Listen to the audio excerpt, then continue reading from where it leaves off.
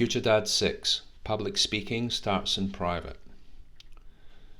No one ever complains about a speech being too short. Ira Hayes. In an oft-cited 1973 study which asked participants to list their worst fear, people ranked public speaking ahead of their own death. The unexpected results were replicated in a repeat study in 2012. So why are people, in quotes, better in the casket than doing the eulogy, as Jerry Scheinfeld remarked? What can we do to overcome this? To answer both questions, we must address the underlying nature of the fear which grips the aspiring public speaker. Humans lived in small tribes for almost all over 2 million years as a species. Being separated from the tribe meant almost certain death by predators or starvation.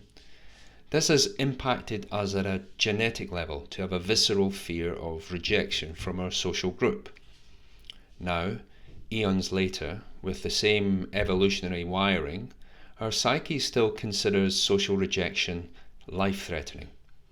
The threat of ostracism still has the power to fluster, if not terrify, especially when it could be triggered by a slip of the tongue during public speaking. That's why facing the audience from the stage can feel like staring into the abyss. It manifests in the feeling that people are inspecting and judging your choice of words, your delivery, your eloquence, your knowledge, in fact, everything about you that matters. In the midst of a bumbling speech, one may start to imagine it's not forgiving audience you face, but world-class orators and fact-checkers ready to shoot you down. The bigger the group, the worse the impact of a blunder. Failure means disapproval and public rejection from the tribe. But if you were to make the very same speech to a trusted friend or partner, these feelings would be absent. What is the difference? Simple. Approval. Why else do people sound wooden when they speak in public? Wooden is code for sounding unnatural, which happens when you adjust your speech to seek approval. It is your emotional perception of their judgment that makes the fear potent and makes you alter your voice. The happy result of this diagnosis is that you can snuff it out using the very same logic. How? Well, the anxiety is born of approval seeking, so extinguish the approval seeking to extinguish the anxiety. You must shed the skin that is sensitive to the imagined rejection. Specifically, if you stop caring what people think, then their power over you and thus your fear subsides. Start doing this with individuals, and once attained, expand it to groups. Putting inner self-approval in place of external approval seeking is the best psychological gift you can ever give yourself. All it needs to begin is a decision to act.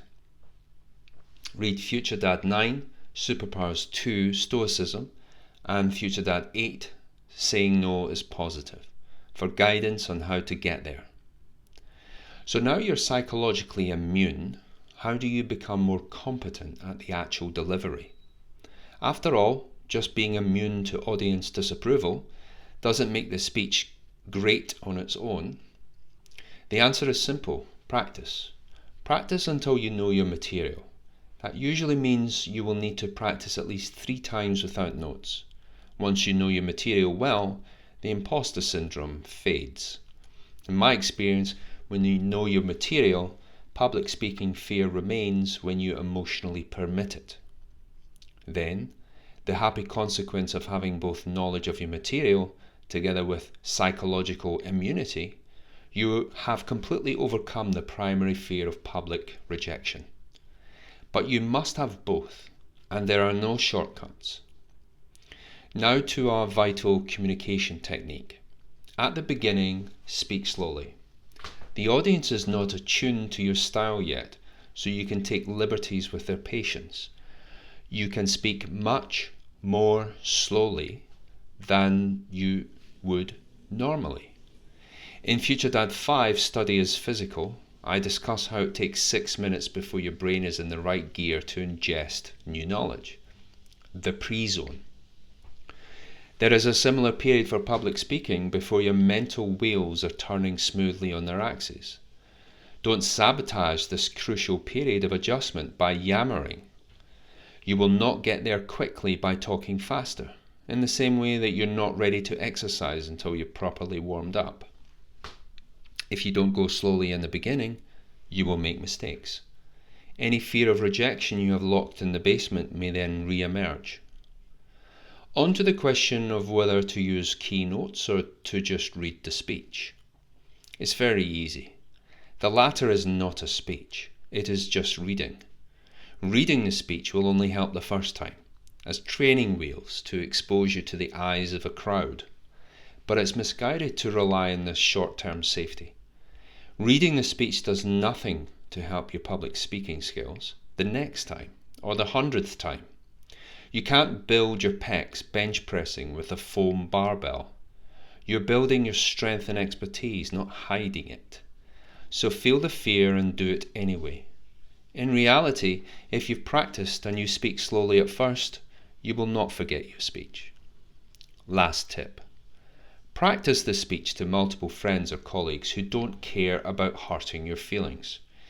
Instruct, don't ask, them to interrupt you with all the most annoying questions. Instruct, don't ask them to rip the speech apart. Very last thing, when all's said and done, you will never be more expert in material than the content you deliver to a hostile audience.